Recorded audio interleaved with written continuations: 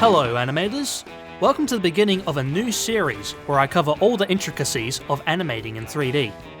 The aim of this tutorial series is to provide beginner animators with the fundamentals of animating in 3D space, all while explaining it through Source Filmmaker. SFM is a great starting software for animators as it comes with a variety of free assets for you to use. Do keep in mind that some of the techniques that you may have learned here may not translate 100% to other animation software such as Blender or Maya. I'm going to run you through the graph editor, a universal tool that most 3D animation programs have. I'll also cover the motion editor and clip editor in later tutorials.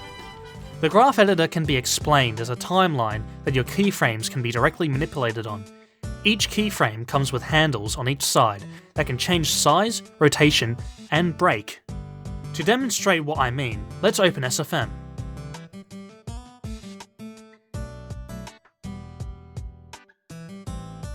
Create a new session and open up a map of your choice.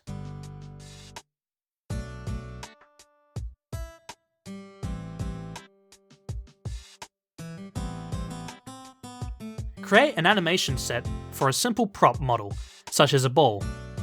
At the left section of the timeline, there are 3 buttons. One is the clip editor, another is the motion editor, and the last one is the graph editor.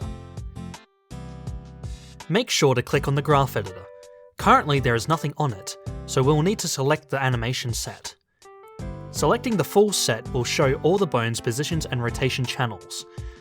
Only selecting one bone will show the channels for it alone. Clicking on individual channels in the graph editor will show only the curves for that channel.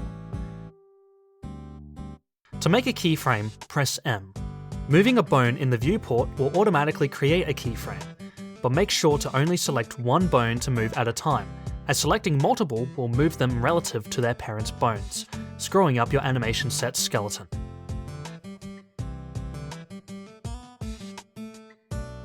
By holding Alt plus mouse 3, you can pan the timeline around. Holding Shift plus Alt plus mouse 2, you can scale the timeline's height and width. When selecting the handle and holding the middle mouse button, you can directly rotate the handle. Currently, these keyframes use non-weighted tangents, which are limited as you can't change the length of the handles. By pressing 7 on your keyboard, or this button here, the selected keyframes will now have dots on the ends of the handles. These can be stretched and shortened to your heart's content, making them super useful for easing in and out of motions. Linear tangents can be turned on by pressing 1. They do what they say and straighten the interpolation with 0 easing. They work best with animating machines and robots. Flat tangents can be turned on by pressing 2. They are all about easing, but are best used sparingly. Spline tangents can be turned on by pressing 3. With only 2 keyframes, it may produce a linear result, but introducing more keyframes reveals spline tangents to automatically rotate the handles based on the past and future keyframes' positions on the timeline. They are great, but can create unintended overextending of curves, and can create clipping issues where there were none before, so they require manual adjustment to perfect your animation. Stepped tangents can be turned on by pressing 4. They cause your animation to look choppy, and are good for replicating a stop-motion look.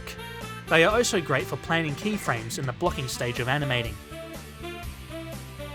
Tangents can sometimes break in 2. You can fix this by pressing 5 to unify tangents. You can break them manually by holding Ctrl plus mouse 3. This is handy when creating bouncing animations for a ball. You can unify tangent lengths by pressing 6. It's great if one side is way longer than the other and it's affecting your curves in a bad way. As explained before, weighted tangents allow you to manipulate tangent lengths as much as you want, whereas non-weighted tangents are automatic and you can only control the tangent rotation. To animate a bouncing ball, I create keyframes on the position Z channel and split the handles for keyframes. Each bounce goes down a similar percentage from the last one until it's small enough to stop. By selecting all the keyframes in a particular channel and holding mouse 3, you can move them up and down or around the timeline. You can animate the ball bouncing along a trajectory by creating 2 keyframes along the X or Y position channels.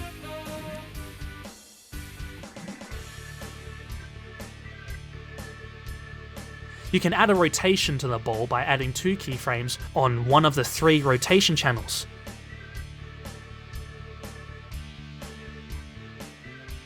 Maybe you've realised your animation is too slow or too fast. To fix your animation speed, you can select all the keyframes you want and hold Ctrl plus mouse 2. This will scale your animation in whichever way you want. The more contracted it is, the faster it will go, while it will be slower the more spread out it is.